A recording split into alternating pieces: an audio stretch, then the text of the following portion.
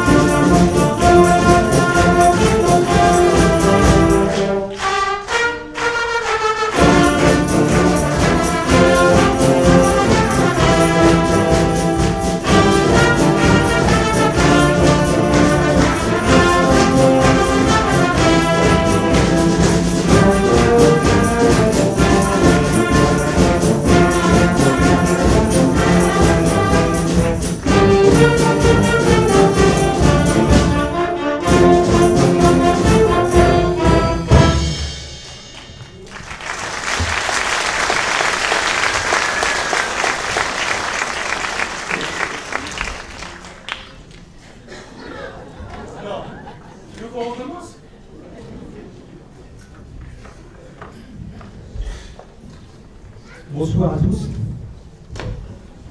Bonsoir. Alors, on nous a demandé de vous présenter en couple le prochain morceau sur le thème de l'amour. Ça va faire quoi? Un sujet qui nous tient à cœur. On aurait pu effeuiller la marguerite, mais ça aurait été trop long. Ouais, d'accord, ok. Pour faire une métaphore, je dirais que l'amour, c'est un peu comme un vieux fromage. Ça peut sentir fort, mais quand on le partage, c'est juste délicieux. N'importe quoi. Finalement, l'amour, eh ben, c'est pas si facile à introduire. Revenons à notre morceau. Il s'agit en fait d'une chanson pleine de promesses. Oui, enfin, les promesses, c'est un peu comme les moustiques. On les entend, mais on les voit pas forcément. En fait, il s'agit d'un chef-d'œuvre de la variété française de 1980, à l'énergie contagieuse et que tout le monde connaît. C'est un concentré d'optimisme, de cuivre joyeux avec un rythme entraînant. Ça nous rappelle les booms de nos adolescences, les slows maladroits, les premiers émois. Et les chemises à paillettes. Si vous avez déjà passé un été au camping, participé à une fête de village, comme à Saint-Georges, ou si vous avez été invité à un mariage, vous avez forcément entendu cet air. Et après toutes ces années, ça marche encore. Vous avez une idée ?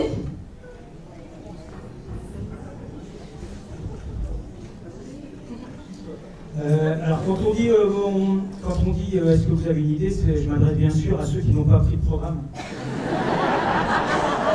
Je sais qu'il y en a dans la salle. Bon, allez, on vous aide. Son auteur est Didier Barbelivien. Son interprète a notamment joué du piano pour la publicité L'Ami Ricoré. Et surtout, il porte des lunettes noires. Et si je vous dis sur une étoile ou sur un oreiller, au fond d'un train ou dans un vieux grenier, forcément vous avez la référence. On va s'aimer. De Gilbert Montagnier.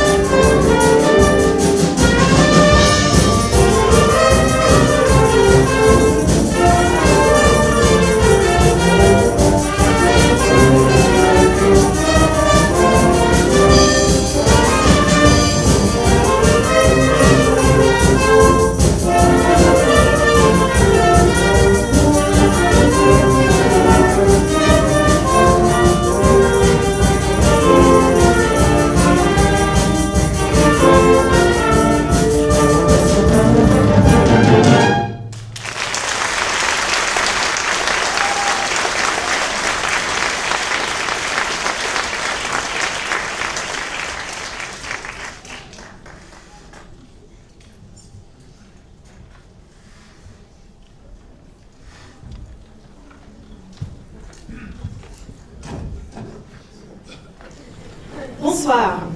Ce soir, on va sortir un peu de notre répertoire habituel, mais ne vous inquiétez pas, on a toujours nos instruments avant. On s'est dit qu'il était temps de mettre un peu de foudre dans l'air, alors voici notre interprétation de Thunderstruck de AC/DC. On espère que ça ne fera pas fondre les cuivres.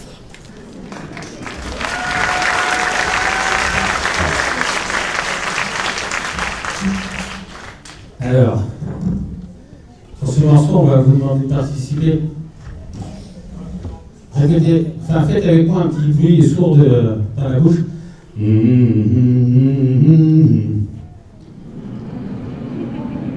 Encore. 1, 2, 1. Encore. 1, 2, 1.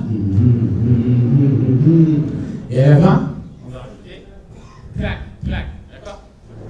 1, 2, 1.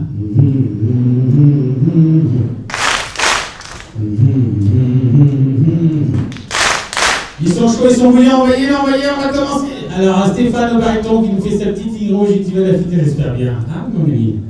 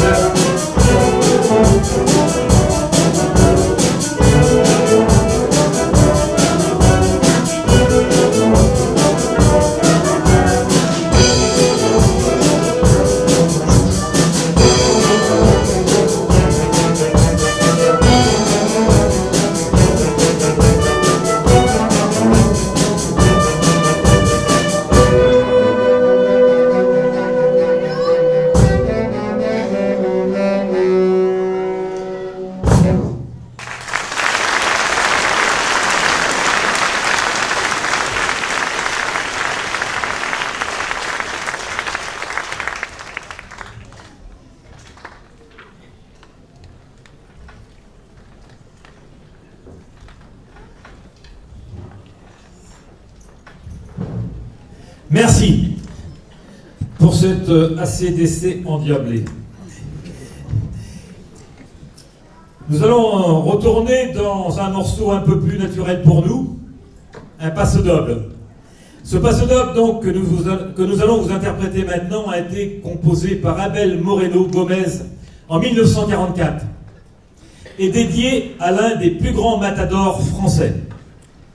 Même si la tauromachie a beaucoup de détracteurs à l'heure actuelle, cela reste une culture dans le sud-ouest de la France ainsi qu'en Espagne.